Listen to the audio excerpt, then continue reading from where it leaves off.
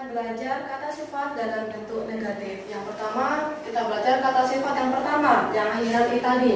Misalnya di sini ada kata oishi, enak, samui, dingin, dan i, bagus.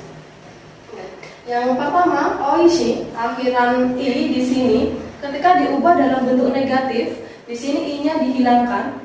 I-nya dihilangkan, kemudian diganti dengan kunai. Oishi menjadi oishi kunai.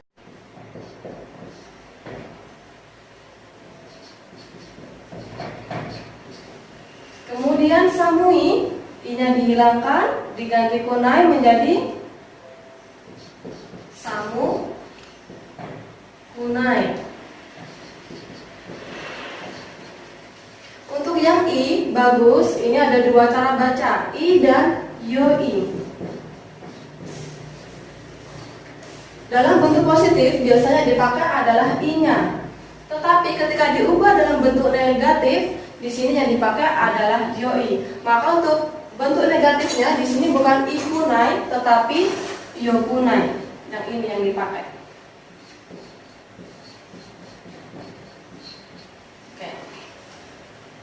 Sekarang kita akan mengaplikasikan kata sifat dalam bentuk negatif ke dalam kalimat ya. Misalnya oishi kunai. Oishi kunai desu. Apanya yang nggak enak? Misalnya sushi. Sushi nggak enak ya, misalnya. Jadi sushi wa oishi kunai desu. Sushi tidak enak. Kemudian dingin.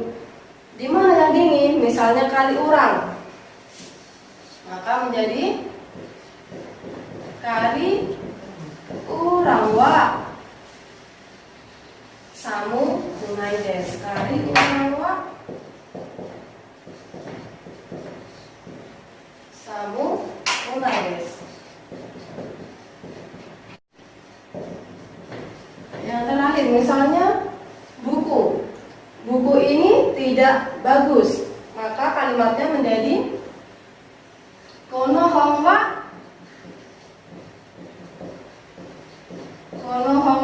yokunai desu.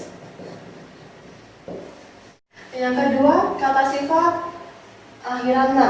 Misalnya di sini ada shinsetsu ramah, genki, sehat. Ya genki di sini meskipun ada i-nya ya.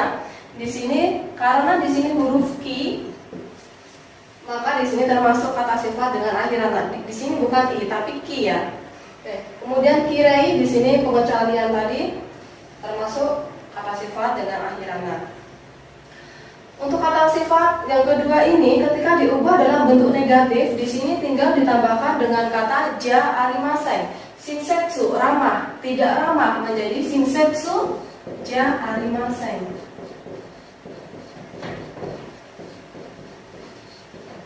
Misalnya lagi genki, sehat, tidak sehat, maka menjadi genki di belakang tambah dengan ja arimasen. Genki ja arimasen. Begitu pula dengan kirei, kirei menjadi kirei ja arimasen.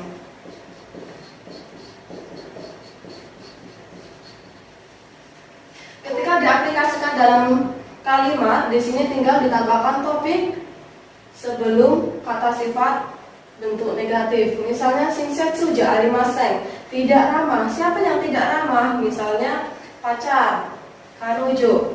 Maka di sini topik kalimatnya kanojo. Kanojo wa shinsetsu ja arimasen. Kemudian kedua, genki ja arimasen, tidak sehat. Siapa yang tidak sehat? Misalnya saya yang tidak sehat. Saya bahasa Jepangnya watashi, maka jadi watashi wa genki ja arimasen. Saya tidak sehat. Kemudian kirei ja arimasen, tidak cantik. Apa yang tidak cantik? Misalnya air. Air bahasa Jepangnya iya benar mizu. Jadi di sini ditulis mizu. Mizu wa kirei ja arimasen. Airnya tidak cantik atau tidak bersih. Kita belajar penggunaan kata keterangan. Kata keterangan yang digunakan dalam kata sifat di pelajaran 8 itu adalah yang pertama ada totemo. Totemo artinya sangat.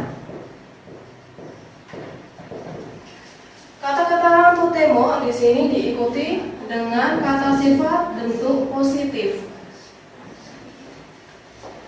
Misalnya, totemo samui desu.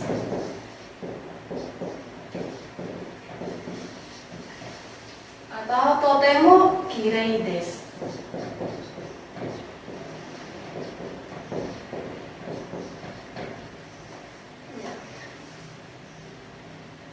Di sini jika ditambahkan dengan topik kalimat, misalnya totemo samui desu, mana yang sangat dingin? Misalnya kali urang, maka di sini bisa ditambahkan kali urang wa totemo samui desu. Totemo kirei desu.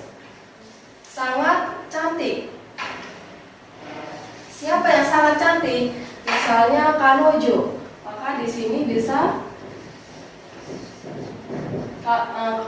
topik kalimatnya adalah kanojo. Jadi kanojo wa totemo kirei desu.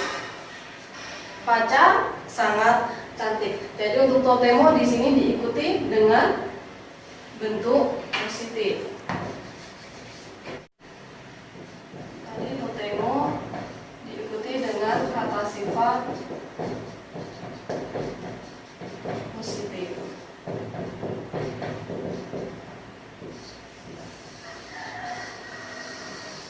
Jadi kalau totemo diikuti dengan kata sifat positif, untuk amari di sini diikuti dengan kata sifat bentuk negatif.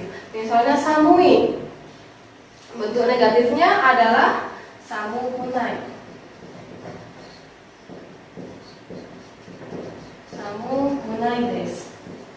Amari samu kunai desu. Kemudian di sini ada kirei. Maka di sini jadi amari kirei ja arimasen.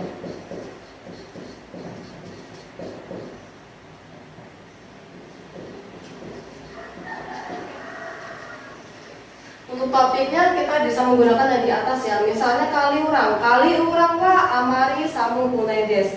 Kali urang tidak begitu dingin. Kanojo wa amari kirei ja arimasen. Pacar tidak begitu cantik. Jadi amari di sini artinya tidak begitu, diikuti dengan kata sifat bentuk